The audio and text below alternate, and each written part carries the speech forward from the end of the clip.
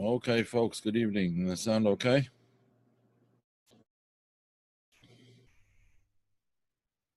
Yes?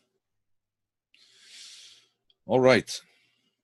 Let's start right away because I actually have to go out afterwards and I have someone waiting for me. So, we're going to talk tonight about the concept of divine providence. Now, divine providence is really a bad translation of the word in Hebrew. The Hebrew is hashgacha pratit. Hashgacha means to sort of oversee, and pratit means in an individual way. In other words, basically the concept of divine providence or hashgacha pratit is how God oversees all of creation, but in an individual sense, not necessarily only as a whole. Of course, he oversees everything as a whole as well, as we'll see, as we'll explain, but it's more important to think about it as how each individual is part of a divine plan. And as we'll see, the meaning of this shortly. In fact, there is there's a book which is called Hayom Yom. Hayom Yom is a book which was actually written by the Lubavitcher Rebbe, but from teachings of his father-in-law, the previous Lubavitcher Rebbe, Rabbi Yosef Yitzhak Schneerson. And it's just thoughts and ideas for every day of the year. And in one of them, from a couple of days ago, actually, he mentioned the concept of divine providence. So if anyone wants to look it up, it's from the 28th of Cheshvan, the 28th of Cheshvan, which was actually yesterday. That was Tuesday, 28th Cheshvan. So let me go right away to the whiteboard, and we will see on the whiteboard. Okay. Can everyone see that?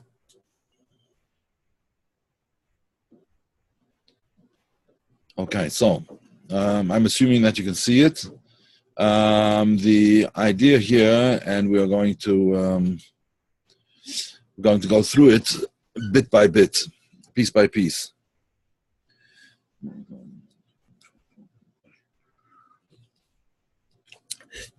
Excuse me. Okay, so let's go from the beginning. The concept of divine providence is this. Not only are all particular movements of the various creatures directed by providence, let's just talk about that for a minute. Or you know what, let's read it through first, and then we will look at it in bit by bit. So the concept of divine providence is this. Not only are all particular movements of the various creatures directed by providence, and not only is that providence itself the life force and maintained existence of every creature, but even more, the particular movement of any creature is in general terms related to the grand design of creation. The aggregate of all individual acts brings to completion God's grand design in the mystery of all creation. Ponder this. If the swaying of a blade of grass is brought about by divine providence and is crucial to the fulfillment of the purpose of creation, how much more so with regard to mankind in general and Israel, the people close to him in particular. Sorry, the word particular is left out. I'll have to explain all of this. And let's see if I can just format this a little bit. All right, just the word particular comes in at the end there. It's kind of left out. Okay, so let's go back to the beginning. The concept of divine providence is this. Not only are all particular movements of the various creatures directed by providence. Here we have a discussion amongst the sages, and this is a discussion that appears in the non-religious and the secular context as well, amongst Greek sages and philosophers and so on. But we follow in this particular idea, we follow the teaching of the Baal Shem Tov. Now let me just explain over here.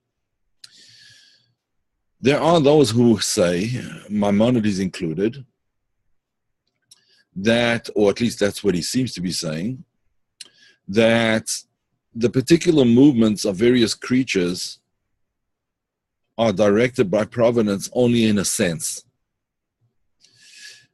Says Maimonides, it's in general the species that is directed by divine providence, the species or the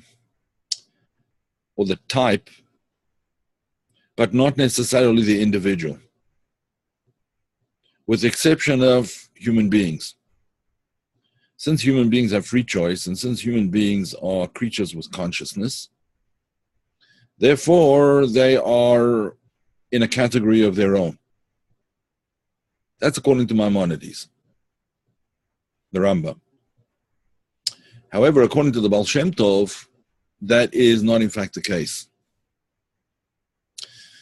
All creatures and every movement of every creature, and when we say creature, we don't necessarily mean a living creature.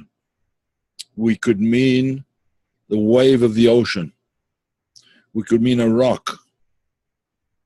We could mean some other inanimate object, a star, moon dust, whatever you like. All of these things and every movement of all of these things is directed by providence, directed by the divine hand, so to speak. Now, there are various people, various scholars who actually explain that there's no contradiction between these two positions. At least there's no contradiction between Maimonides and the Baal Shem Tov. Baal Shem Tov said everything falls under the purview of divine providence, even the movement of a wave in the ocean, even the falling of a leaf from a tree, a dead leaf from a tree in the forest, a landslide, a snowflake, all of it is divine providence. And Maimonides, who said, no, it only applies to the species in general, and it wouldn't apply to inanimate objects, only to species that have some kind of life force in them. That's what Maimonides says. There was a great Rebbe named the Mittler Rebbe, the second Chabad Rebbe, the second Rebbe of Chabad, Rabbi Dov Ber, who explained that they're not really arguing about the substance. Everybody agrees that everything is overseen and known at all times by God, but just that it's not revealed. Only for human beings, because they have consciousness, is there revealed divine providence, and everything else is sort of hidden, concealed divine providence. Nevertheless, be that as it may, whether there is an argument or there isn't an argument, let us go with the system of the Baal Shem Tov now, because that's the primary focus. So the Baal Shem Tov definitely held that that the particular movements of various creatures, all particular movements of all creatures, are directed by providence. Whether we witness them or we don't witness them, whether we're aware of them or we're not aware of them, whether it's in a place which is completely unknown to us, or whether it is a place that we are aware of, all things are overseen by divine providence. I'll explain why soon. So that's the first point that the Baal Shem Tov makes. The second point that he makes, and not only is that providence itself, the life force and the maintained existence of every creature, let me just explain that. This divine providence is the life force, or if you want to call it, the soul of every creature. This divine providence is the soul of every creature, and it is the continued existence of every creature. I'll explain why shortly. So that divine providence that we've been speaking about is not just a force of knowledge, it's a creative force, it's a force of life. And because it is the force of life in everything, and when I say everything, I mean even inanimate things which don't have life but do have existence. Existence is a form of life. I'll explain that soon. All of those, all creatures, every existence, everything in existence, whether it's alive, whether it's dead, whether it's inanimate, whether it's animate, all of them, what enlivens them or brings them into existence is that providence itself, is the divine oversight for that particular thing at that particular moment in time, in that particular phase of its existence, in that particular movement which is making at this point in time. He continues, but even more than what we just said, the particular movement of any creature is in general terms related to the grand design of creation. And that is really where we have to look for an understanding of this whole concept of divine providence. Let me just explain where we are and what we're talking about here.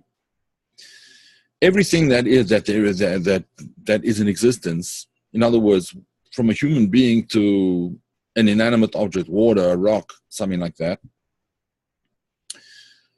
all of them exist in this world. If they're there, they exist. They exist, obviously. Nothing is a dream. Nothing is just a figment of the imagination. It's there. They may be there in different senses. A human being is for sure there in a different way than a rock is there. But nevertheless, they're still there. What is the existence of a rock? What is the existence of a flower, an animal, a human being?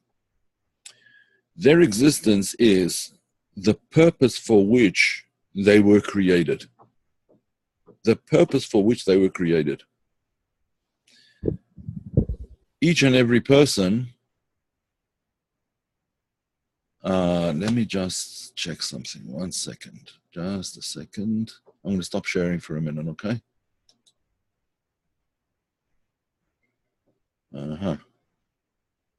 Yeah, okay.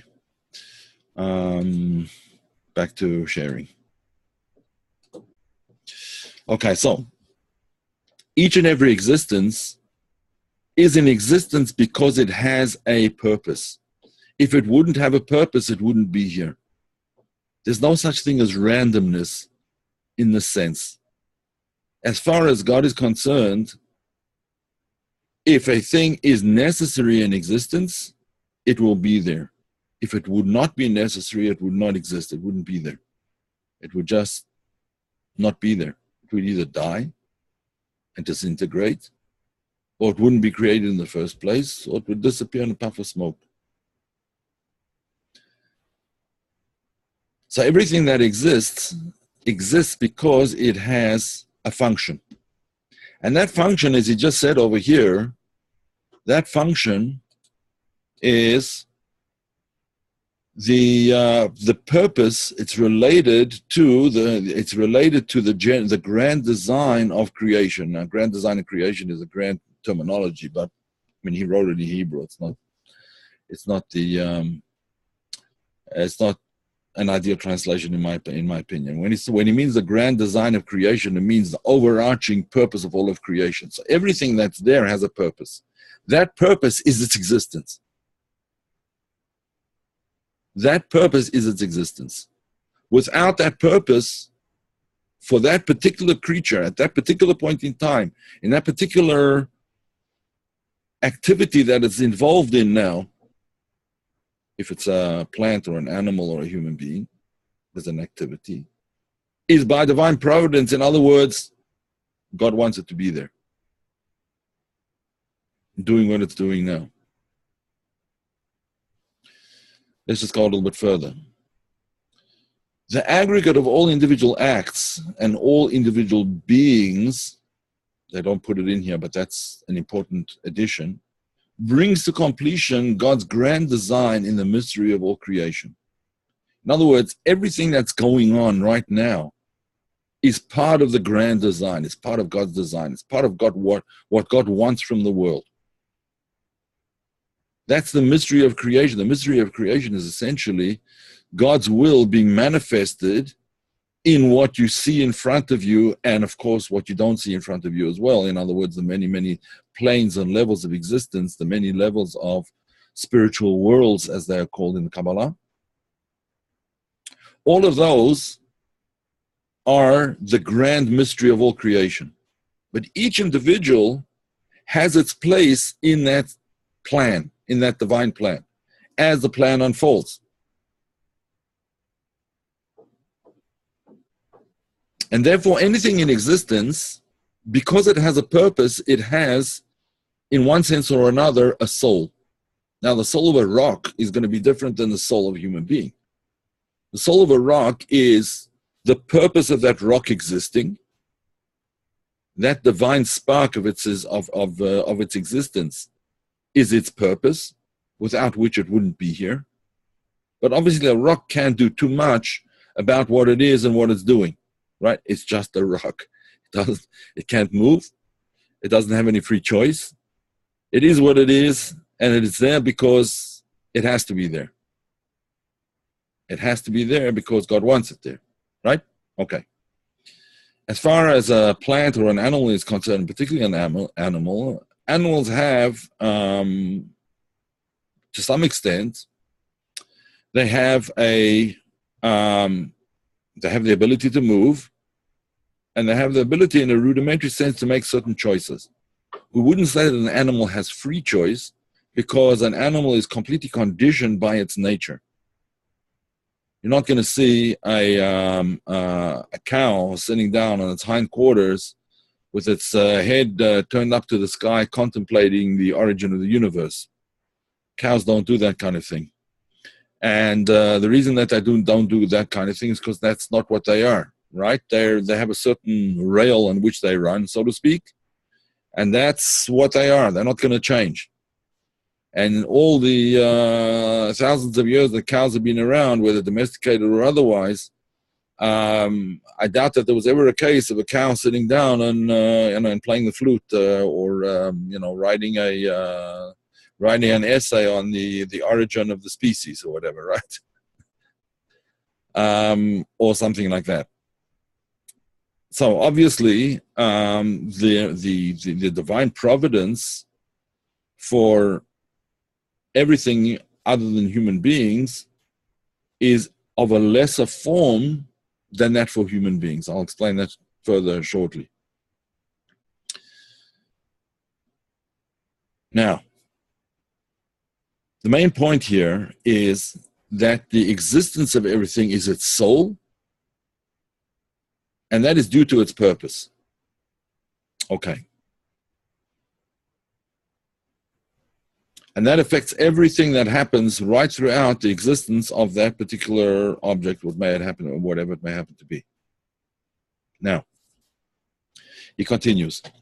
If the swaying of a blade of grass is brought about by divine providence and is crucial to the fulfillment of the purpose of creation, all of these things, all of the existence and all the events that happen, everything that happens to that blade of grass or to that fish or to that animal or to that human being is crucial to the fulfillment of creation.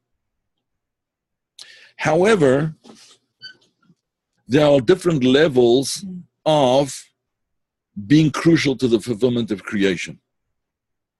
What I mean by that, a rock is only going to fulfill one purpose in creation.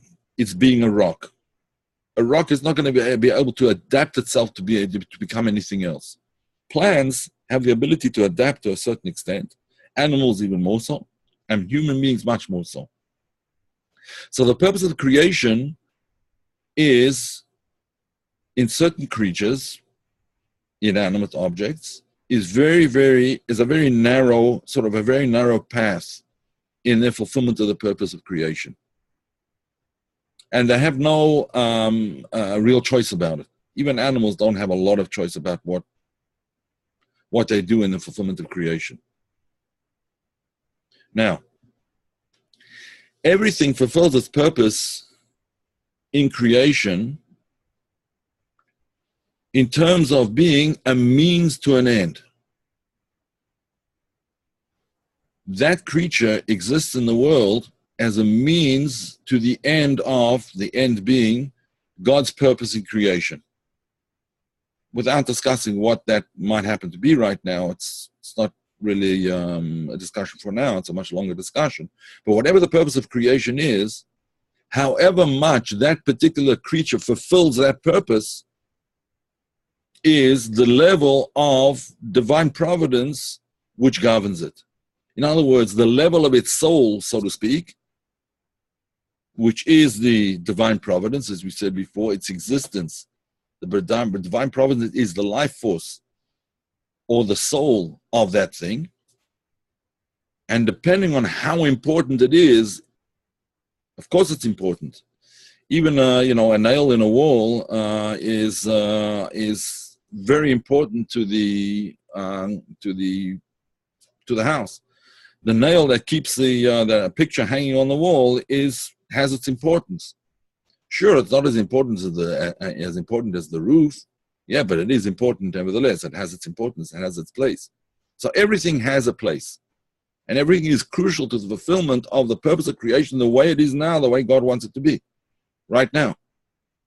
How much more so in regard to mankind in general, because mankind can expand their usefulness in terms of being an intermediary for the purpose of creation to be fulfilled. A human being can do many, many different things.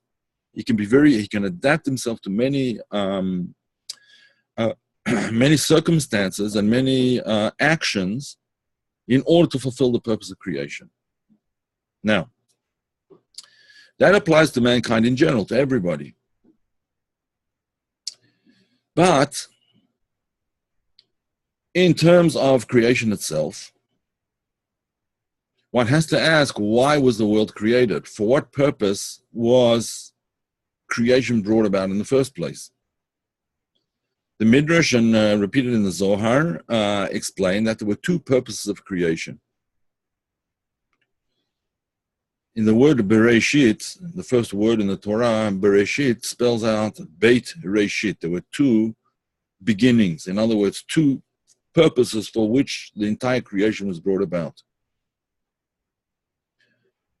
One is the Torah, in other words, to manifest God's wisdom in the world. That was the purpose of creation, so that God's wisdom could be manifested.